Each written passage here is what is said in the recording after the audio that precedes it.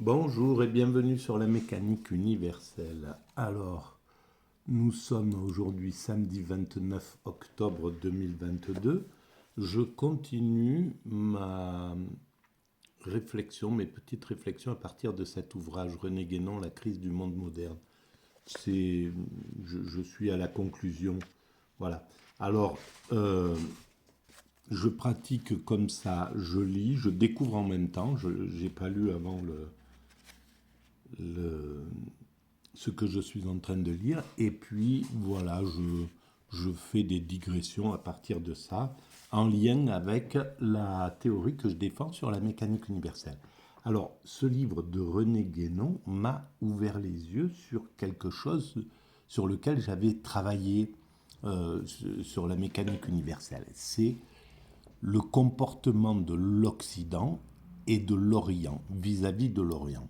Ce qu'il appelle l'Orient, il faut resituer son ouvrage dans les années 40, entre les années 20 et les années 40. Et donc, c'était encore la colonisation, il y avait encore ce type de relation colon colonisé.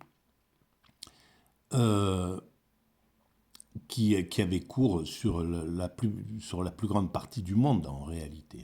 Et le système colonial était euh, orchestré par l'Occident. Voilà.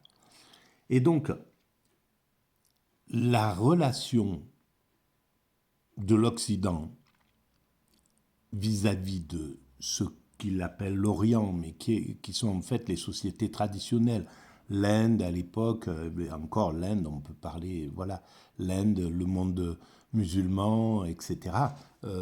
Les sociétés traditionnelles, l'Afrique, voilà, qui sont porteuses d'autres valeurs. Donc, bon, je vous renvoie aux vidéos précédentes pour voir un petit peu ce que j'en dis euh, de, de, cette, de ce type de comportement. Voilà, il y a un côté évolutif quand même, parce qu'on est parti par, on a commencé par un système clairement génocidaire. Hein, le, quand l'Occident est allé à la rencontre des, des civilisations traditionnelles, comme par exemple en Amérique, en 1400 et quelques, bon ben voilà, on peut voir que on a pris la place des gens qui vivaient là. On n'a pas été pour partager, pour établir des relations équitables, des relations bienfaisantes. Hein, voilà, on le sait, on le regarde de façon un petit peu sans vraiment y attacher l'importance qu'on devrait y attacher en réalité, pour pouvoir évoluer, pour que l'Occident puisse changer sa vision. Parce que notre état d'esprit décline de cet état d'esprit-là. Voilà. Alors après, il s'est adouci, on pourrait presque dire qu'il s'est adouci, curieusement, mais bon, avec la colonisation, il avait un peu évolué dans sa façon d'être. Il était toujours dans un système maître-esclave, hein, quoi qu'il arrive, mais c'était déjà un peu plus atténué. Et à la sortie de la colonisation, juste quelques années après que René Guénon ait écrit ce livre, donc ça devait déjà pointer le désir de se libérer du joug de la colonisation par les peuples colonisés. Et donc, s'il a écrit cet ouvrage en 46, voilà, en 56, déjà une partie du monde on était en pleine décolonisation. Et c'est pas pour ça que l'Occident a changé sa façon, vraiment, clairement, sa façon de se comporter avec les anciens pays colonisés. Voilà, on est rentré on a établi un autre type de relation qui était voilà, nous on appelle par exemple en France la France-Afrique, c'est-à-dire une sorte de tutelle, une sorte de domination douce, quoi, hein, pas indirecte. Je ne sais pas comment on peut appeler ça, mais bon, voilà. Et alors, on voit bien qu'on est parti d'un système génocidaire à un système colonial, à un système de tutelle, et on est maintenant devant un nouveau changement que le reste du monde est en train de nous demander, de réclamer, de dire c'est fini, on ne veut plus de ça. Alors les peuples, même si encore une grande partie des dirigeants de ces mondes opprimés sont d'une certaine manière sous une sorte de tutelle de l'Occident, et que l'Occident est encore le faiseur de roi dans bien des endroits, euh, les populations sont beaucoup plus éveillées, beaucoup plus conscientes de ce qui s'est passé et réclament de la liberté. Chose que voilà, l'humanité est obligée de tenir compte de ça. Et l'Occident en premier lieu. Pour l'instant, on semble encore un peu sourd à ça. On voit bien que ça arrive, mais on freine des quatre fers pour pas que ça aille trop vite, etc. Mais quoi qu'il arrive, voilà, le monde ira dans ce sens, ira dans le sens de la libération totale, dans le sens d'un partage total, de relations horizontales, de relations bienveillantes, de relations d'égal à égal, etc. La fin du mépris, vraiment quelque chose d'autre. Et l'Occident va devoir faire ça. Tout à l'heure, j'ai écouté un journaliste qui interrogeait un diplomate chinois qui disait qu'en fait, voilà, vous êtes offensif en Afrique, etc. Le journaliste disait, c'était d'ailleurs une attaque à charge complète, quoi, qui même pas s'autoriser à dire, bon, nous aussi, nous, occidentaux, voilà, nous avons ce type de comportement, etc. C'était vraiment une façon, mais complètement, quand je parle d'une façon de se comporter colonialiste, ce journaliste, et pourtant qui n'est pas des plus radicaux, euh, interroger ce diplomate sans aucune diplomatie, justement, avec vraiment que des velléités, que des reproches, que des... Voilà, vous allez en Afrique, etc., vous prenez vous imposez de plus en plus sur des territoires où la France avant était, etc. Et le diplomate a dit, mais on n'est pas en compétition, on est en partenariat avec l'Afrique. On apporte des choses et puis voilà, c'est du donnant-donnant. On établit des relations comme ça. Et c'est clair que l'Occident établissait des relations de prédateurs. Donc, si... il a dit, ben, il tient qu'à la France de se faire apprécier, en somme, dans les pays africains, s'il veut avoir sa place, etc. Il n'y a aucun problème. Mais il faut qu'il change de façon de se comporter. Et ça, dans notre mentalité, nous n'arrivons pas, l'Occident n'arrive pas à choisir de changer complètement de vision. On a encore, et c'est quelque chose c'est un petit peu comme pour faire passer un égocentrique ou un narcissique à une relation, à une relation de partage ou voilà, où il n'est plus le dominant et où il doit être juste un partenaire.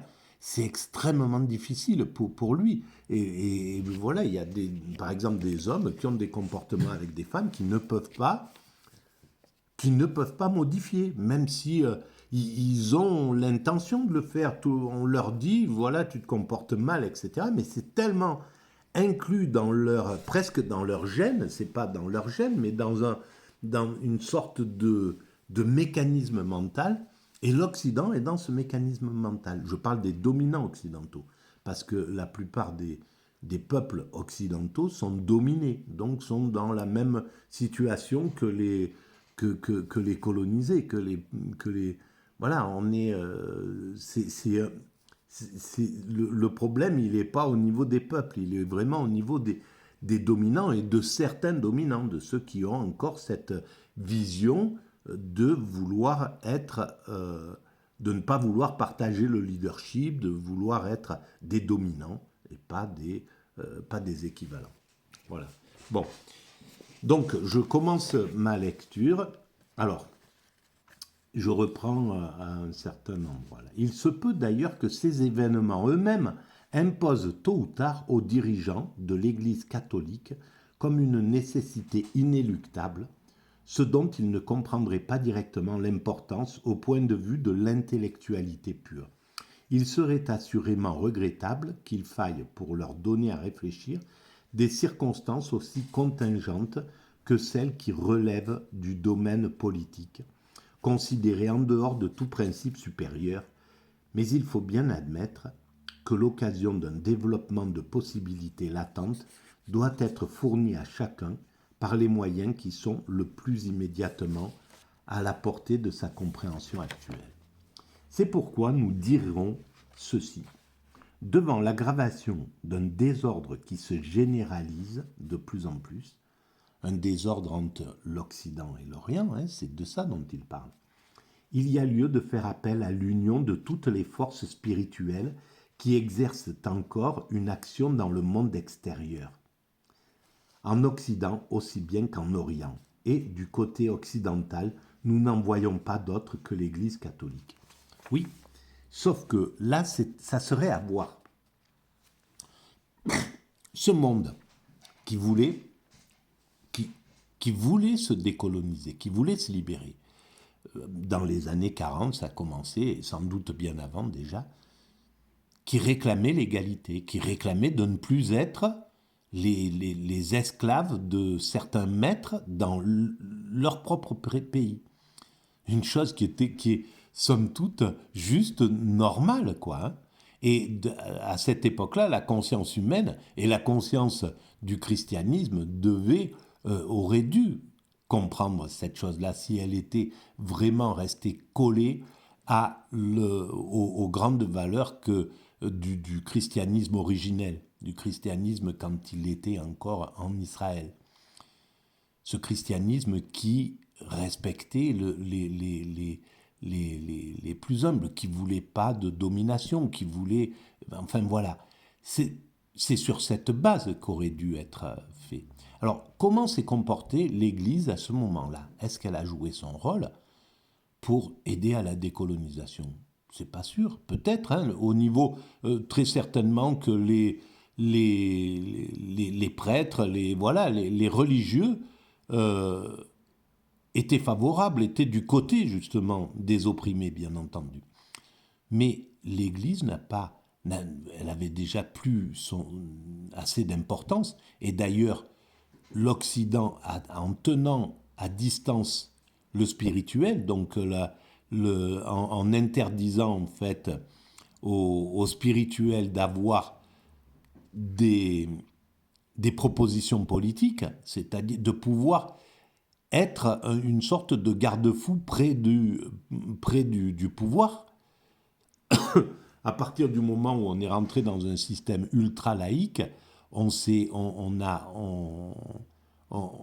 maintenu, ce système a maintenu à distance le spirituel, ce qui a fait qu'il a sombré dans un matérialisme absolument délirant. Et d'ailleurs, dans la vidéo précédente, je parle bien de ça.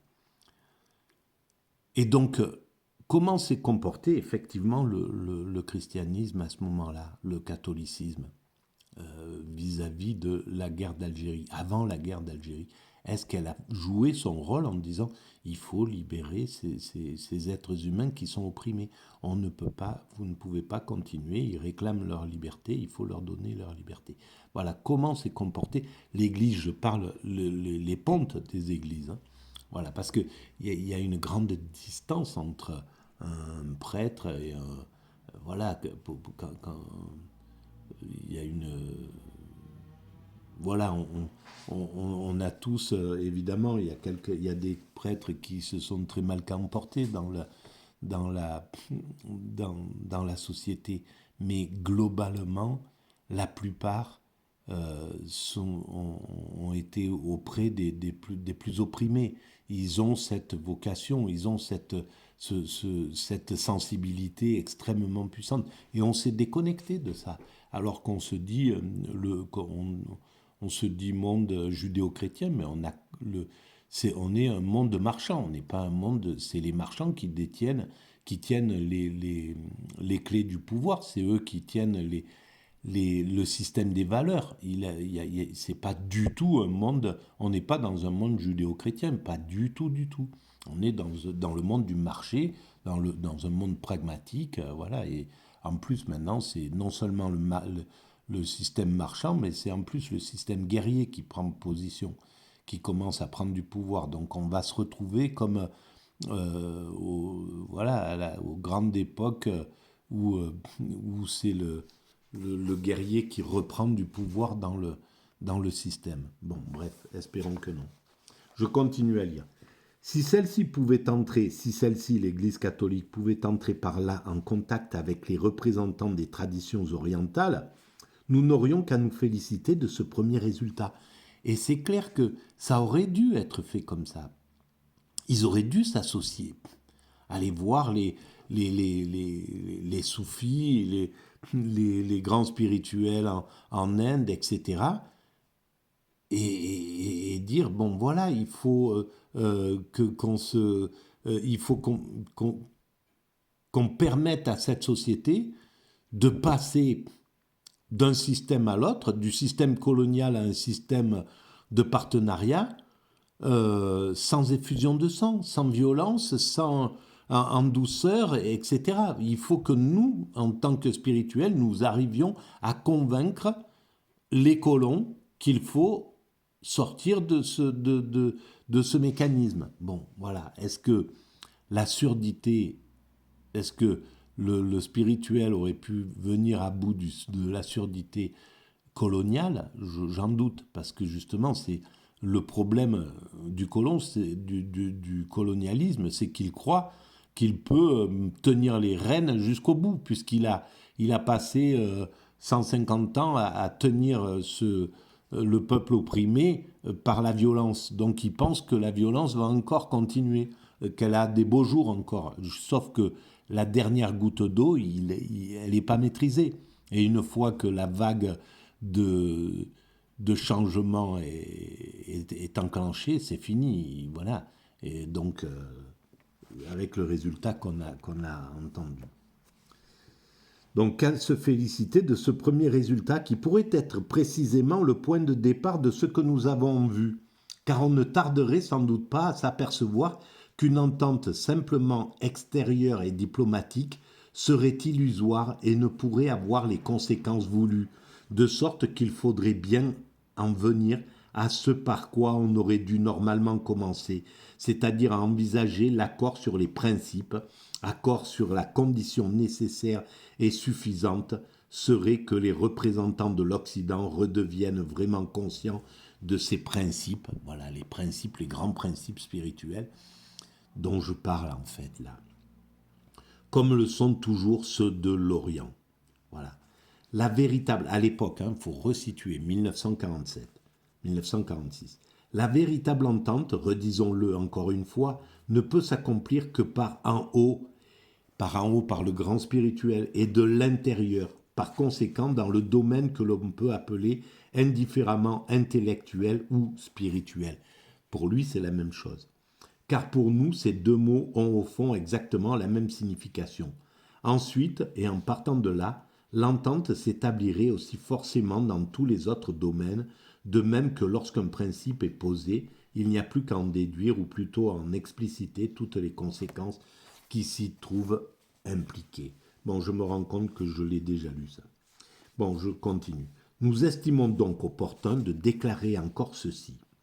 Il y a dès maintenant dans le monde occidental des indices certains d'un mouvement qui demeure encore imprécis, mais qui peut et doit même normalement aboutir à la reconstitution d'une élite intellectuelle, donc spirituelle, c'est ce qu'il voulait dire, à moins qu'un cataclysme ne survienne trop rapidement pour lui permettre de se développer jusqu'au bout. Et oui, et ce cataclysme, il a été effectivement, il est arrivé, ce cataclysme-là. En définitive, on sortait de la guerre. Et donc oui, il y avait toutes les grandes valeurs qui arrivaient. Voilà, il y a eu tout le comité de la résistance qui a commencé à amener la sécurité sociale, tous les grands acquis sociaux qui ont été réalisés à la sortie de la guerre. Et donc je pense qu'il y avait l'idée du décolonialisme, qu'il y avait l'idée de sortir de cet état-là et de commencer à établir des relations vraiment différentes. Alors, et ils ont été balayés finalement. Alors, c'est la violence qui l'a emporté et c'est ce qui a fait que la décolonisation s'est faite par la violence dans certains endroits, dans une grande partie des endroits, plutôt qu'elle se fasse de façon douce et paisible. Donc, l'état d'esprit des spirituels dont il parle n'a pas pris le pouvoir à ce moment-là.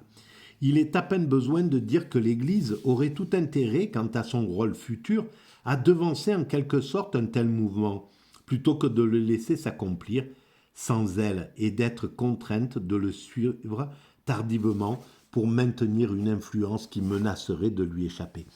Et je pense que là, à partir de là, on a écarté le monde matérialiste, a écarté l'Église complètement.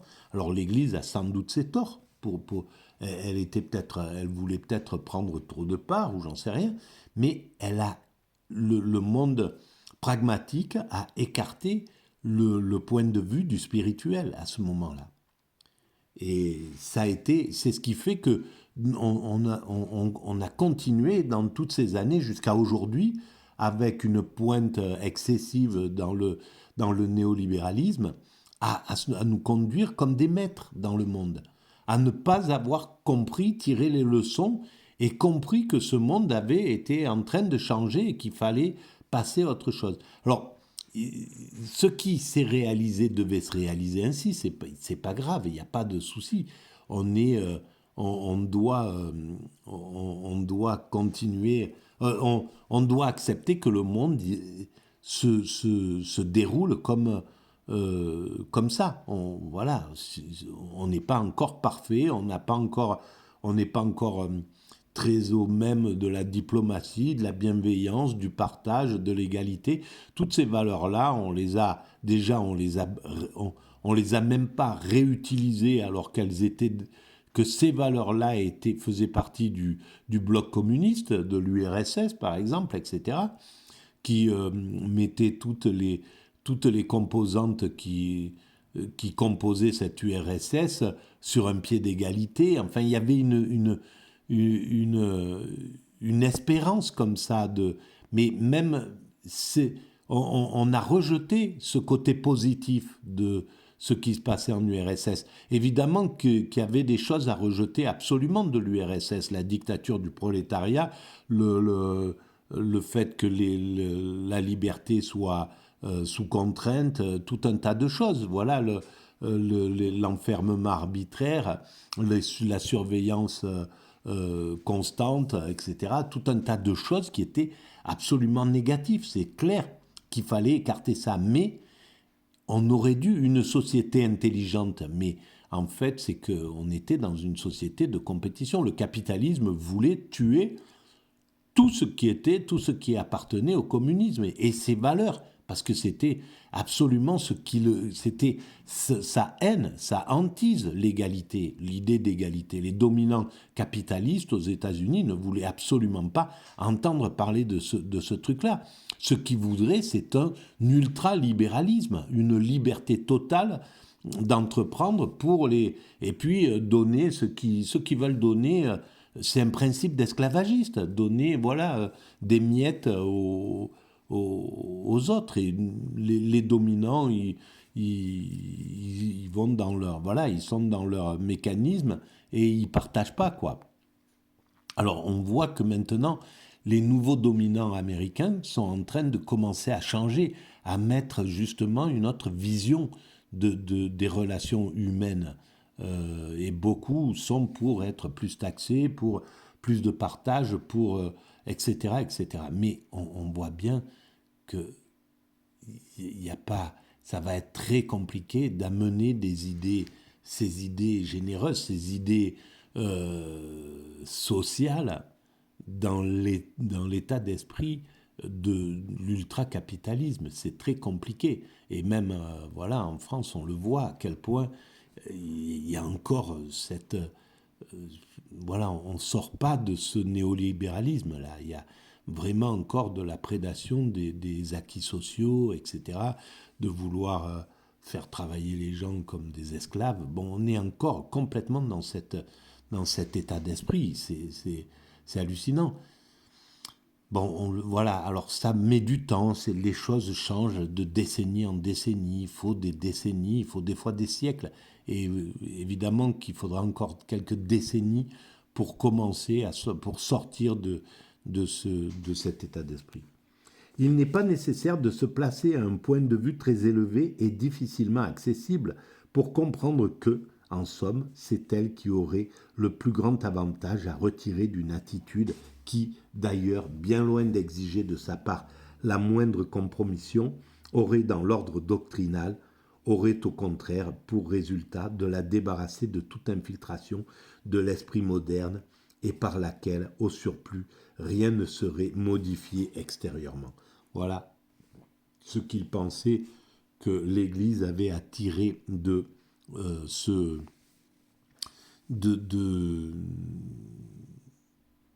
d'entrer dans un œcuménisme avec les doctes des grandes autres spiritualités du monde. Il serait quelque peu paradoxal de voir le catholicisme intégral se réaliser sans le concours de l'Église catholique. Parce que oui, c'est ça, le catholicisme intégral, c'est ce vers quoi nous allons, c'est ce qui était proposé, mais il y avait une sorte d'équivalent avec certaines des valeurs du communisme.